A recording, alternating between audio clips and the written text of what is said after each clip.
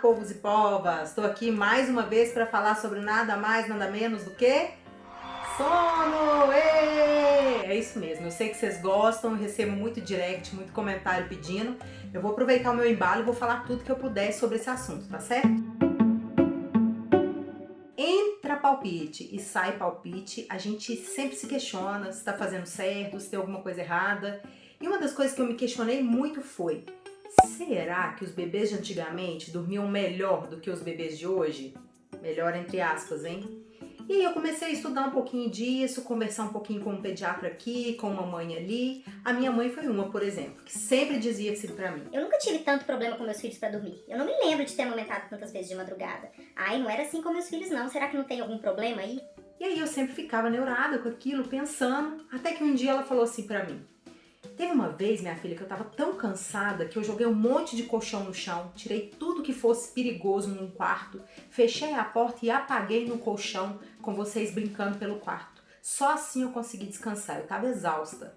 E aí a luzinha acendeu, né? Eu comecei a pensar, bom, provavelmente minha mãe não se recorda de todos os apertos que ela passou na maternidade. E é assim com a maioria dos pontos difíceis que a gente encontra na vida materna, né? Quem nunca ouviu assim, depois de 3, 4 anos você vai ter coragem de ter outro, porque você vai esquecer disso, você vai ter saudade daquilo, né? Então eu acredito que o primeiro ponto que a gente tem que se lembrar quando as pessoas dizem que era muito diferente de hoje o sono dos bebês, é exatamente isso, de que a memória materna é seletiva exatamente para preservar a espécie, né? A gente, graças a Deus, se esquece da maioria das dificuldades e a gente se lembra mais das coisas boas. Mas excluída essa questão da memória materna, será que os bebês de antigamente dormiam melhor do que os nossos bebês de hoje?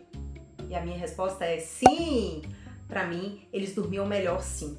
Mas eu vou explicar o porquê eu penso isso e o que para mim é dormir melhor. Dormir melhor significa que eles dormiam em mais sincronia com a família. O sono do bebê tinha mais sincronia com o sono da família, tá? E eu vou tentar explicar isso melhor aqui. O primeiro aspecto que me faz pensar dessa forma é a questão biológica, é o ciclo circadiano, que eu já expliquei em outro vídeo, né? É um ciclo que está relacionado à exposição ao sol e à escuridão e vai nos ajudando nas nossas 24 horas, faz o corpo entender esse ritmo das 24 horas. No sol, a gente vai produzir cortisol, na escuridão, a gente vai produzir melatonina, né? E isso vai ajudar a regular o sono. Eu penso que lá para 1950, 60, as coisas eram muito diferentes. Tem muitas coisas pra gente analisar aí.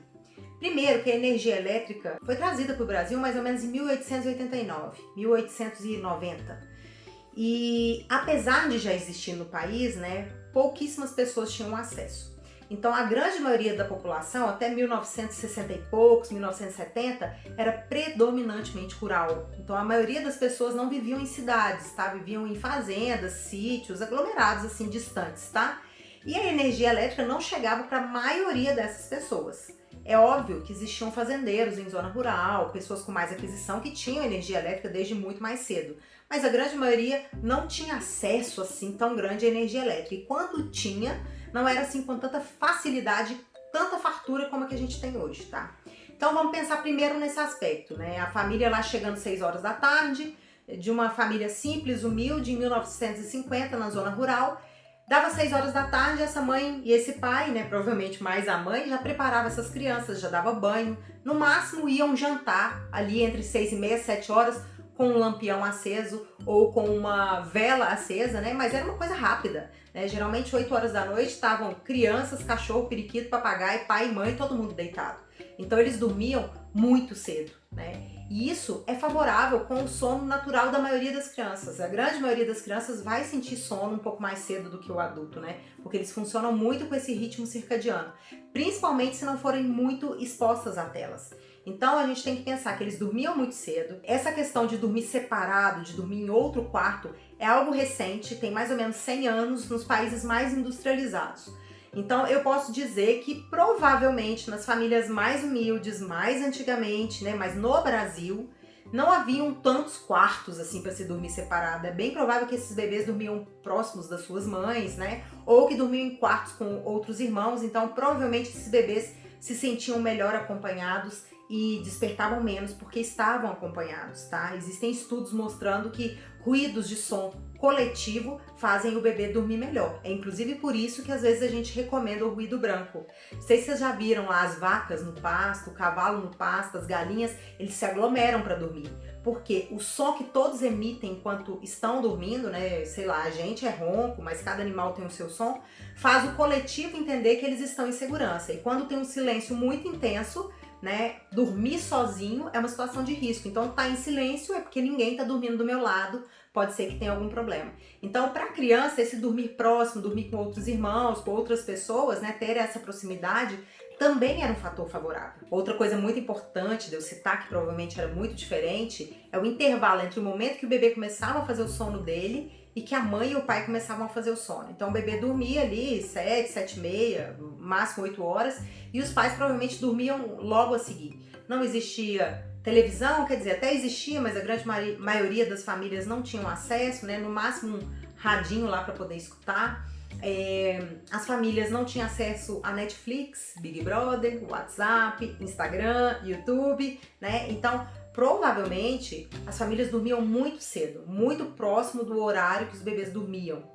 E isso também é algo que me faz pensar muito em sincronia, porque hoje o que acontece é que os bebês dormem cedo, né? A maioria, não todos, mas eles dormem ali 7, 7 e meia, 8 horas da noite, e aí a gente vai fazer um monte de coisa, compromissos pessoais e profissionais, né? Tem gente que vai lavar, passar, cozinhar, deixar comida pronta para não sei que dia, blá blá blá, o que não existia muito naquela época, né? A grande maioria das mulheres ficavam dentro de casa, não tinha o trabalho fora, né? Ainda tinha o outro aspecto, que é a questão do lazer, né? Hoje a gente mexe no Instagram, no Facebook, a gente vê Big Brother Brasil, a gente mexe no YouTube, e quando a gente vê, já são 11h30 da noite, o bebê já tá dormindo desde as 20 horas, e quando a gente deita, o bloco maior de sono dele já tá quase chegando ao fim, e a gente começa a pegar os despertares sequenciados, e a gente fica muito cansada. Então eu acredito que o fato dessas mulheres dormirem cedo, como os bebês, elas faziam o primeiro bloco de sono mais completo, e isso dava a sensação de melhor descanso. E outra coisa é que tanto o bebê, quanto mãe, quanto o pai acordavam muito cedo, né? Então, 6, 6h30 da manhã, no máximo 7 horas, a maioria da família já estava de pé, né? Então também havia essa sincronia de deitar cedo e acordar cedo, né? E de não ser exposto à tela, nem a mãe, nem o pai, muito menos a criança. E a criança gastava energia o dia todo, o menino brincava, era na natureza, era de correr, pular, subir aqui, subir acolá, então a criança tinha liberdade. Por mais nova que ela fosse, ela também acompanhava os irmãos maiores, gastava energia, nem que fosse dentro de casa. Então não eram crianças que ficavam só dentro de casa, só em contato com adultos, sem contato com a natureza, sem gastar energia, às vezes na frente de celular, de tablet, de televisão, de computador, né, com joguinhos muito mecânicos, brinquedos muito mecânicos de apertar, de som. Eram mais brinquedos, né, manuais mesmo. E hoje a gente tem toda essa perda aí. Então eu acho que é uma das questões super, super importantes pra gente pensar, é sobre a questão biológica dessa época. Outra questão muito importante é a questão cultural. Se a gente está falando lá que em 1950 a maioria das pessoas morava em zona rural, isso não significa que elas moravam solitárias. Geralmente tios, primos, parentes moravam próximos, né? Claro que tinha uma distância, que as propriedades costumavam ser um pouco maior do que hoje, mas eram próximos. Então, por exemplo, eu nunca fui mãe, mas eu morava perto da minha tia, da minha prima, aquele monte de gente. E provavelmente eu tinha convívio com várias outras crianças antes de ter o meu filho. Então eu vi uma criança acordar, eu vi uma criança mamar, eu tinha uma expectativa um pouco mais real. O que eu vejo hoje é que nós mulheres não temos uma expectativa real do que é uma criança. Geralmente a primeira criança que a gente convive é o nosso próprio filho e a gente não sabe absolutamente nada, o pai muito menos. E aí a gente vai sendo pega por essa expectativa que é quebrada a cada mês. A gente tem expectativa de tal coisa, vem a maternidade, pá! A gente tem expectativa de outra coisa, vem a maternidade, pá! E a gente vai aprendendo isso na marra, na vivência. Eu penso que antigamente essa proximidade com outras famílias dava essa visão para a mulher e para o homem do que era natural. Então nem tudo a gente tinha uma expectativa tão errada, o que provavelmente era muito positivo. E outra coisa é que o fato dessas famílias morarem próximas, isso era uma grande rede de apoio, gente. Existiam várias crianças, provavelmente de idade similar, ou às vezes até de idade diferente. Isso divide muito o peso. Eu não sei se vocês já perceberam, quando vocês ficam sozinhas em casa com a criança o dia todo, com o bebê o dia todo, o dia parece que não passa, porque a gente tem que dar atenção o tempo todo, aquela coisa. Quando chega alguém, ou quando a gente sai, passeia, ou tem outra criança, o dia passa muito mais rápido. Então, provavelmente, era muito mais tranquilo nesse aspecto. As crianças conviviam, a gente convivia com outros adultos, né? A gente acabava tendo um pouco mais de vida social do que a gente tem hoje, que é normalmente casa, trabalho, cuidar de filho, casa, trabalho, cuidar de filho, e não tinha esse convívio social. Sabe aquela velha máxima que dizem por aí que a gente precisa ter uma tribo para criar uma criança? Nessa época, né, de provavelmente 1950, as crianças tinham realmente uma tribo melhor, mais disponível. Hoje, a grande maioria das avós não podem ajudar muito porque estão trabalhando, os avós estão trabalhando, tá todo mundo trabalhando e não tem muita gente para ajudar uma mãe. E ela fica ali na solidão dela, né, cuidando de uma criança com sono, com abstinência do sono. Então, é um outro aspecto que eu achei relevante trazer para vocês. Eu comecei a conversar muito, né, com meus amigos, como eu já disse, a respeito de como era o sono das crianças, né, há 20, 30 anos atrás, como as famílias traziam esse sono para consulta.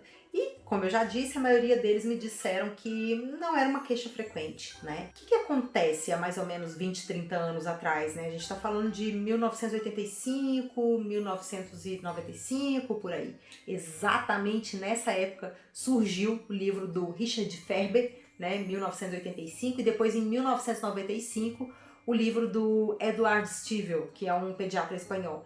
E todos eles propõem um método super semelhante, que é o de deixar chorar, sabe? Choro controlado. 3 minutos, depois 4, depois 5, sai um pouquinho, volta. Então, nessa época, esses livros surgem, né, como livros importantíssimos, se tornam best-seller e isso começa a se popularizar, principalmente na mão dos médicos, né? E isso começa a virar uma rotina, os médicos começam a indicar. Então, o que eu tenho para dizer para quem está pensando, mas meu pai e minha mãe não é de 1950. Tá, beleza. 1950 a gente tem toda uma arquitetura biológica circadiana diferente e uma arquitetura cultural totalmente diferente. Agora, a gente está falando de 1985, né, 1995, uma família que provavelmente já tem energia elétrica, mas não tem esse uso que a gente tem de exposição a telas. Não assiste televisão até meia-noite, né, não tem tablet, não tem celular. Então, era muito diferente o uso dessa energia elétrica, né? E mesmo assim, ainda tem uma outra questão para a gente analisar, que é a questão cultural a partir de 1995. Já que os médicos, os profissionais começam a recomendar que as crianças durmam sozinhas, que façam o método controlado, deixe chorar 3 minutos, sai, volta, deixe chorar 5 minutos, que até em 3 dias, no máximo 15 dias, essas crianças estariam dormindo a noite toda.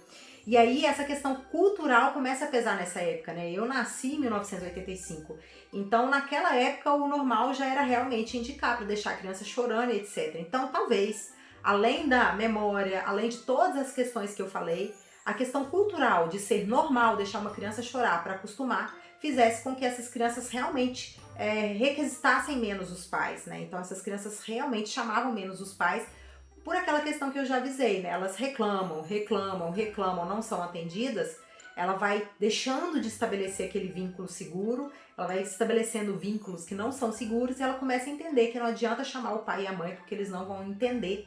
E essa criança vai desistindo dos seus pais. No início ela vomita, né? Porque o sistema estressor dela tá muito, muito ativado. Ela chora muito, ela quase desfalece e depois, passado alguns dias, ela entende que aquele cuidador não vai responder, que não adianta ela despender energia, que aquela pessoa não vai atendê-la, né? E ela simplesmente desiste dos seus pais. Então é isso que começa a acontecer a partir de 1985, 1995 com esses livros, né? E depois soma-se tudo isso que a gente vive hoje, que é internet, é Netflix, é Big Brother, não sei o que, é Instagram, mamãe pediatra, e quando a gente vê, deu meia-noite, a gente tá no celular e a gente perde todo o ritmo, e a gente quer dormir até tarde, o bebê quer acordar às 6 horas da manhã, e ele quer fazer sonecas curtas e a gente queria que fizesse soneca de 2 horas, enfim. Eu só fiz esse vídeo para mostrar para vocês o quanto às vezes as coisas não estão muito sincrônicas, porque a gente evoluiu enquanto sociedade, enquanto comunidade, mas a gente esqueceu de incluir as crianças, os bebês, a maternidade, a paternidade nesse desenvolvimento. A gente desenvolveu em vários aspectos financeiros, econômicos, estruturais e etc. Mas a gente esqueceu da base da humanidade, que é a paternidade, que é a maternidade. A gente se esqueceu do quão importante é incluir os bons cuidados das crianças nisso aí. E aí elas ficaram à parte e o sono delas não evoluiu em sincronia com o nosso. E eu acredito que esses são os principais motivos para que a gente sofra tanto com o sono. principalmente pela falta da nossa tribo, da nossa rede de apoio, de pessoas verdadeiramente comprometidas que dividam, né, o cargo, o peso, né, de se cuidar de uma criança, de fazer surgir um novo cidadão. Bom, é isso, espero que vocês tenham me entendido. Se inscrevam no canal, curtam e na próxima quarta-feira tem mais videozinho pra gente.